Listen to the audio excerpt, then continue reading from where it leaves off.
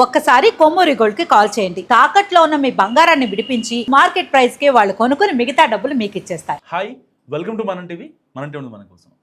So యాక్చువల్గా జోగి రమేష్ వాళ్ళ ఇంట్లో కొద్ది రోజులుగా జరుగుతున్న తతంగం నిజంగా బిగ్ బాస్లో అయితే ఎన్ని కెమెరాలు ఉంటాయో వాళ్ళ ఇంట్లో కూడా అన్ని కెమెరాలు పెట్టారు. సో ప్రతి కార్నర్ నుంచి ఒక విజువల్ తీసుకోవటం, ఒక బయట రికార్డ్ చేయడం, అండ్ నిజంగా వాళ్ళ ఇంట్లో జరిగేది దేశవ్యాప్తంగా కావచ్చు, ప్రపంచవ్యాప్తంగా మన తెలుగు వాళ్ళు ఎక్కడైతే ఉంటారో, సో ఇలాంటి వాళ్ళ ఇంట్లో కూడా మాజీ మంత్రులు, మాజీ ఎమ్మెల్యేలు వాళ్ళ ఇంట్లో కూడా ఇంత దారుణంగా ఉంటుందా, ఇంట్లో వాళ్ళకి చెప్పుకోలేం పరిస్థితా అని చెప్పి చాలామంది మాట్లాడుకుంటున్నారు. నిజంగా ఇన్ని రోజులుగా వాళ్ళ పర్సనల్ మ్యాటర్స్ మనకెందుకులే అని చెప్పి నేను ఈ వీడియోని స్కిప్ చేయడం జరిగింది. ఇప్పటిదాకా మనం టీవీ వేదిక కావచ్చు అండ్ నా ఛానల్లో మనో స్టాక్స్లో కావచ్చు ఎలాంటి వీడియో కూడా దీని గురించి చేయలేదు. కానీ కొన్ని రీజన్స్ బాధితురాల తరపున ఉండాలని చెప్పి గట్టిగా మాట్లాడటంతో సో అందుకోసం ఈ వీడియో చేయాల్సి వచ్చింది. వాస్తవానికి ఎప్పుడైతే ఆ అమ్మాయిని 3 సార్లు చంపాలి అనుకున్నారో అండ్ అంతేకాకుండా ఆ అమ్మాయిని ఎక్స్ట్రా డౌరీ కోసం ఏదైతే ఆ హెరాస్మెంట్ చేశారో అండ్ దాని తర్వాత ఏదైతే ఆవిడ పూజ చేసుకుంటే ఒక శుక్రవారం పూట అయితే ఆ అగరబత్తుల స్మెల్ అయితే ఉంటుందో దానికోసం ఈ యొక్క జోగి రమేష్ అండ్ వాళ్ళ భార్య వాళ్ళ ఇంట్లో వాళ్ళు సో ఇక్కడ ఆ అగరబత్తీలు స్మెల్ చూస్తుంటే మాకు ఒక 7 దగ్గర ఉన్న ఫ్లేవర్ వస్తుంది, ఆ స్మెల్ వస్తుంది, ఎందుకు ఇలాంటి అని చెప్పి మాట్లాడారంట. సో దానికంటే ఎవరైనా సరే వాళ్ళు నమ్మే మతాన్ని, ఆ దేవుణ్ణి గౌరవించడం అంటే మనకున్న ఒక ఇంగిత జ్ఞానం కాకుండా రాజ్యాంగం తరపున మనకి ఎవరికి నచ్చిన మతాన్ని వాళ్ళు ఆచరించడం అనేది రాజ్యాంగం తరపున డాక్టర్ బిఆర్ అంబేద్కర్ గారు ఇచ్చిన హక్కు. దాంట్లో ఎలాంటి భిన్నాభిప్రాయం లేదు.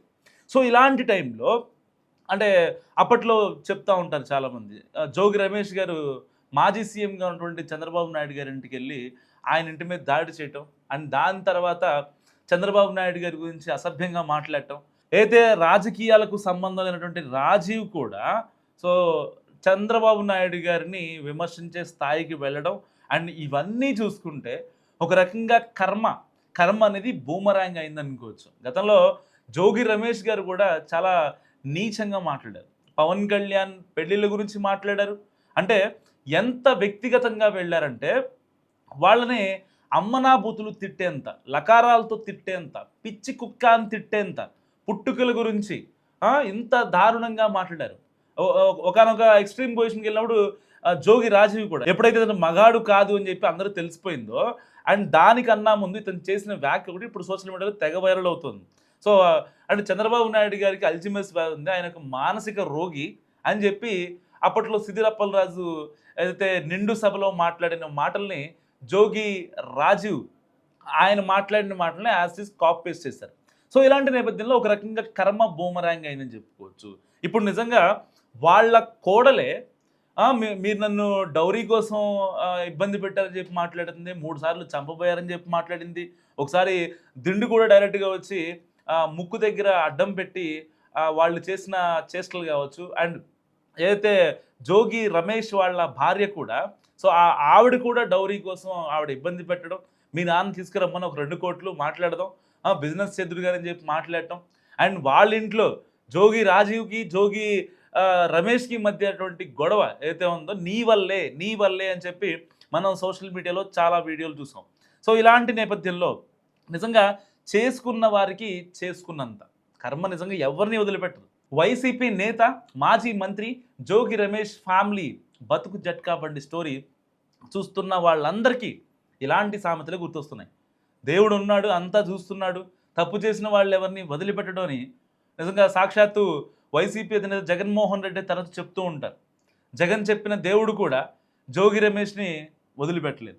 అధికారంలో ఉండగా ముఖ్యమంత్రి చంద్రబాబు, ఉప ముఖ్యమంత్రి పవన్ కళ్యాణ్తో పాటు వాళ్ళ కుటుంబ సభ్యులపై అత్యంత నీచమైన వ్యాఖ్యలు చేసిన జోగి రమేష్ ప్రస్తుతం నలుగురికి మొహం చూపించుకోలేకపోతున్నారు.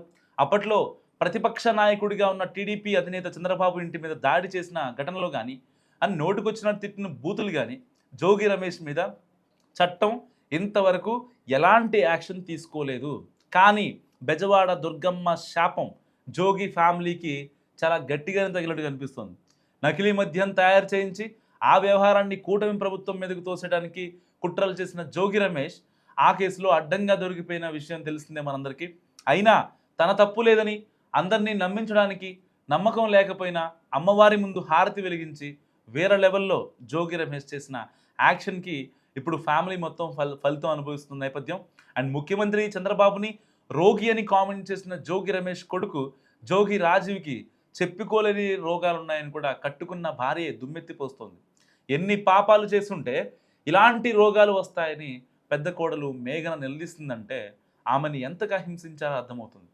అధికారం ఉందని జగన్ సపోర్ట్ చేస్తున్నాడని ఇష్టం వచ్చినట్లు రెచ్చిపోయిన జోగి అండ్ సన్స్ ఇప్పుడు 2 తెలుగు రాష్ట్రాల్లో ఒక మీన్ కంటెంట్గా మారిపోయారు.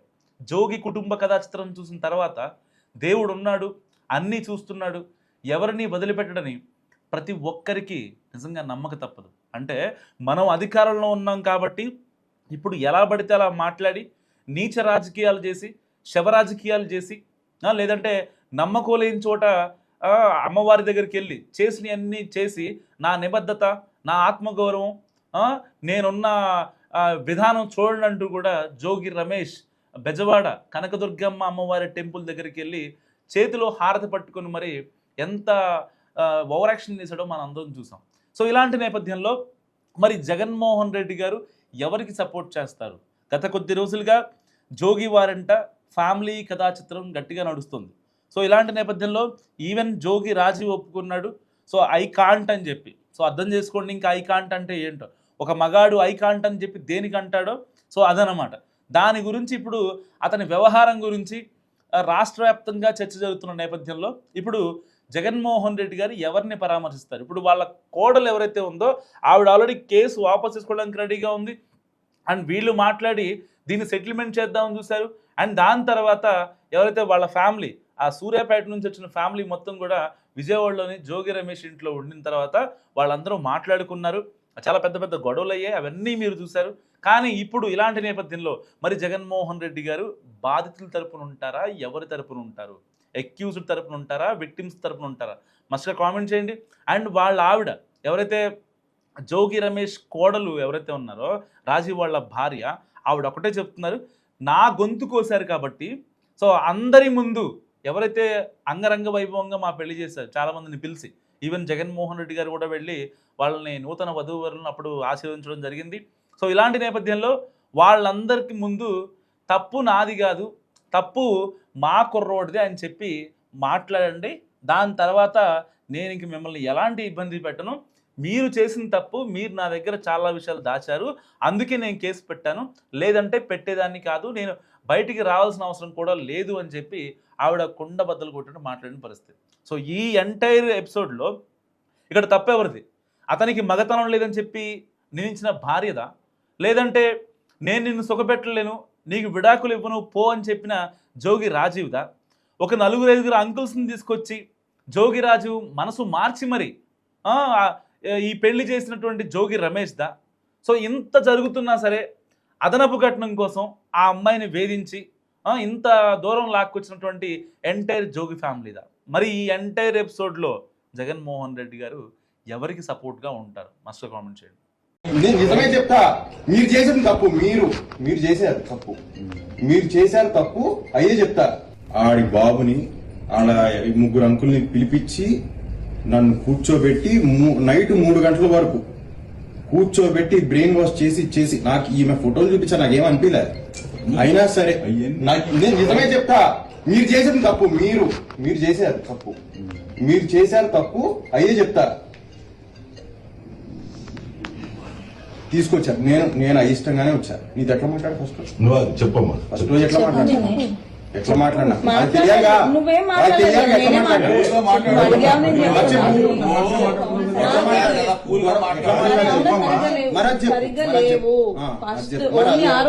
అడుగుతున్నప్పుడు అది చెప్పు.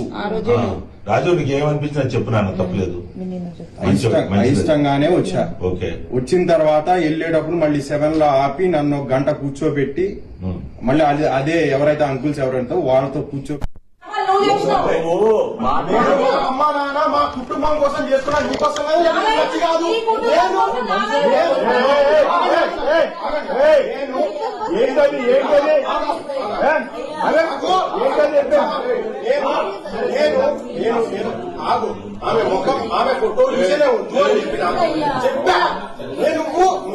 10 మందిని పిలిచి నన్ను బ్రెయిన్ వాష్ చేయించి తీసుకున్నా అక్కడికి. నువ్వు నీ వాళ్ళు ఇదంతా తప్పైనా నావే చేయి. తప్పైపోయిందా? తప్పైపోయింది. ఆయన వచ్చి ఆగు. ఏమైనా నడితే జాగ్రత్తగా మరి ఏది జరిగినా నాకు వాళ్ళ కూర్చో. జోగి రమేష్ గారి కోడల్ని మేఘనాథ్ తల్లిదండ్రులు మీరు అందరు కృష్ణ అందరి విజయలక్ష్మి గారు వాళ్ళ ఇంటి దగ్గర తోలిపోదానికి వచ్చిన తోలిపోతుంది. అది కూడా ఎప్పుడు దాకా గీత పడ్డాక నువ్వు ఎప్పుడు మేము వస్తాం మంచి జాగ్రత్త చూసుకో బయట మళ్ళీ మీరు వచ్చే సమస్య పరిష్కారం అయ్యేంత వరకు దానికి చిన్న గీత పడ్డ వాళ్ళదే బాధ్యత. ఎప్పటి వరకు అనేది నేను చెప్తా. ఎప్పటి వరకు అనేది చెప్పు. నేను వచ్చింది ఎందుకు అందరి ముందు తెలిసేటట్టు పెళ్లి చేసి 20 రోజులలో పంపించేసాడు కదా. నా తప్పేం లేకుండా నేను నా మీద బ్లేమ్ వేసుకోను. అర్థమైందా? నా తప్పేం లేకుండా నేను బ్లేమ్ వేసుకోను. పెళ్లి చేసి 2 రాష్ట్రాలకు తెలిసేటట్టు పెళ్లి చేసి పెళ్లి చేసి 20 రోజులలో పంపించారు. 20 రోజులలో పంపించారు. ఇచ్చేసుకోండి. నేను వచ్చిన తప్పు గురించి కాదు. దేని గురించి వచ్చిన అంటే చెప్తా. ఎప్పటి వరకు అనేది చెప్పు. నేను వచ్చింది ఎందుకు అందరి ముందు తెలిసేటట్టు పెళ్లి చేసి 20 రోజులలో పంపించేసాడు కదా. నా తప్పేం లేకుండా నేను నా మీద బ్లేమ్ వేసుకోను. అర్థమైందా? నేను బ్లేమ్ వేసుకోను. పెళ్లి చేసి 2 రాష్ట్రాలకు తెలిసేటట్టు పెళ్లి చేసి తీసుకెళ్ళి పెళ్లి చేసి 20